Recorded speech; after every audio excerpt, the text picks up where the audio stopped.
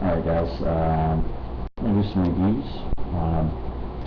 I'll show you some of the stuff I picked up this week that I'm not going to review, either because it's DC or it's just something that I need to reread a couple more times before I can give it a good review. Revival, this is issue 10. There's so much different characters and so many different storylines going on right now with this. I have to reread a couple of issues and then go back and reread this to really be able to do a good review on it. It's one of those books that's probably much better read as a trade. Some DC stuff I picked up this week. Superman number 20. Talon number 8. Justice League number 20. Batman Inc. number 11. And Green Lantern issue 20. I'm not going to review those. I think a lot of people review all the DC stuff, so if you want me to, I'll do them. Just leave a comment. If you're interested, I'll do some DC reviews, but I think there's a lot of people that do those reviews, and a lot of people reading those books, so I kind of want to do some of the other stuff. So, first off, we've got this Vertigo title, Unwritten. This is issue 49. This is one of my favorite books that I get. In this issue, you have Pullman, who is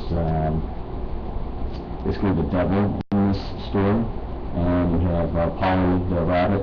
If you've never read this, this probably sounds crazy to you, but you have all these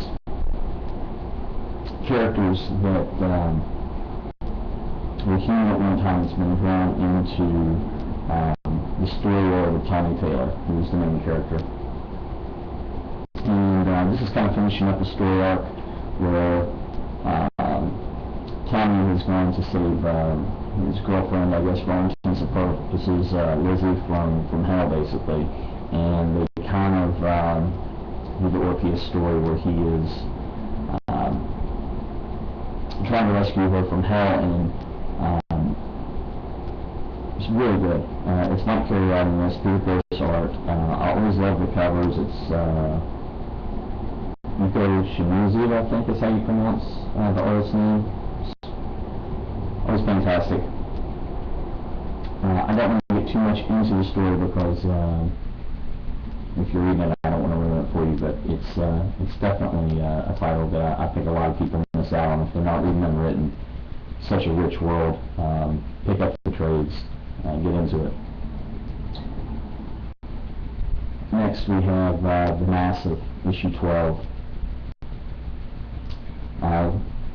This is part 3 of the 3-part story arc Polaris, and in this issue, the captain of the ship that they're on is getting up to the Arctic Circle, and we're still following the signal of the Massive, and Callum Israel, the captain of the ship, is kind of getting desperate and crazy. You know, we found out that he's had cancer a few issues back, and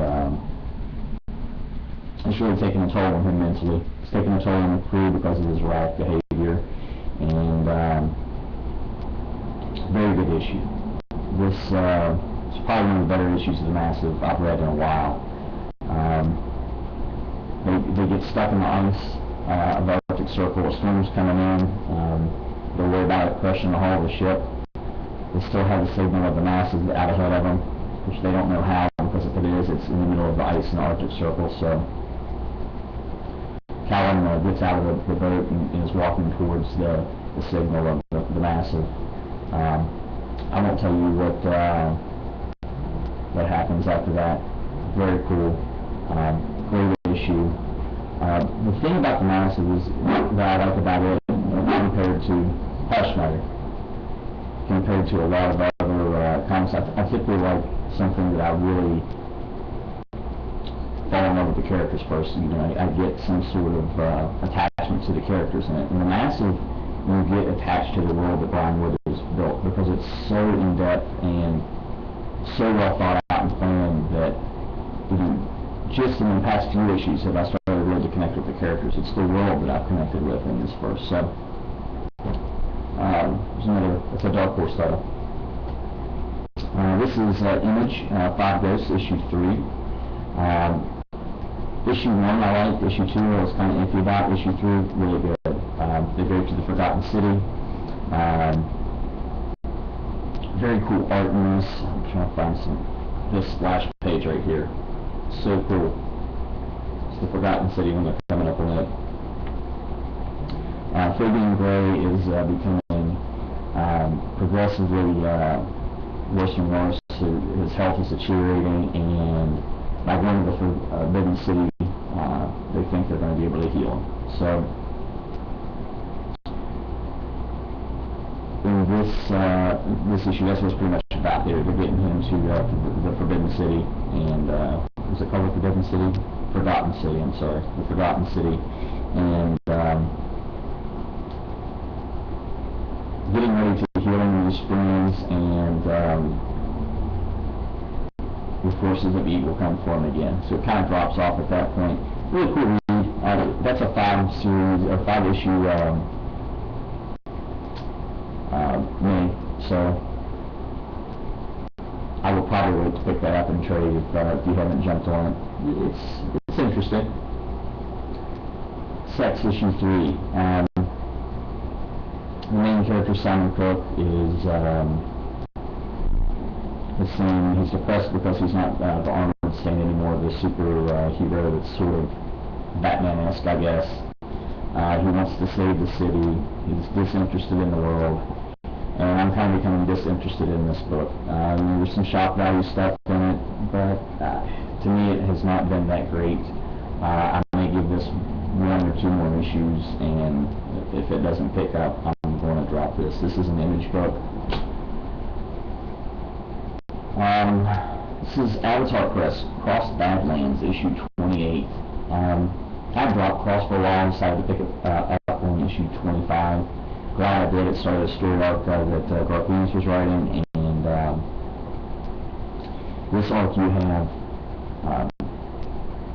4 soldiers who have fought in many battles. They know there's a stash of chemical warfare, chemicals and bombs and stuff, so they're trying to get to it so they can detonate it and basically wipe out everything on the British Isles. Basically wipe out all the costs. There's no way, in their head they think they can get rid of them. And so they finally gotten to the bunker. They fight their way in, and when they get down there, they kind of have a change of heart. And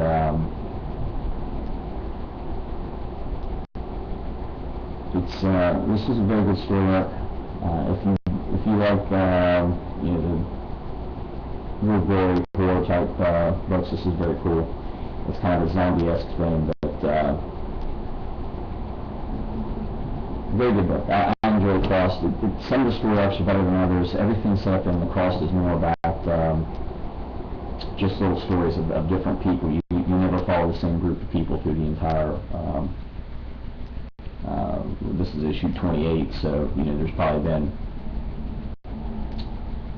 7, 8 different stories that they've told. They go from 3 to 5 issues, and once those issues are over and that story arc's over, you never see those characters again. So it's a little bit of a different type of comic in that sense, but it's pretty good. And then last, definitely not least, this came out a couple weeks ago. I had to order it online. Got it. 12 Reasons to Die. This is Ghostface Killer from the Wu-Tang Clan. Put this out. It's Black Mask is the comic company, the publisher. Very cool. It's about these 12 mobsters, basically these 12 families that kind of run everything. And some people decided they don't want them to run everything again, and Ghostface Killer, basically, he's coming to kill them. There's 12 records, like vinyl records, like you play music on. And each one of these records, when they're played, is basically a way to take out one of the 12 families' heads. And so they're searching for these records. Very cool. I've got my shop running the rest of these as they come out, so I'll be able to review these. I'm not sure how many issues it's going to be. I think I was seeing 12 issues, but very cool. If you can find that anywhere, if not, order offline. The album that Ghostface put out goes along with it, so like it's the music video for some of it follows the storyline of the comic book. It's all combined together. Like I sat down and put on the album, like I found some of the videos on YouTube, put that on while I was reading the comic, and it really goes well together. So check that stuff out. Thanks for watching, and see you next time.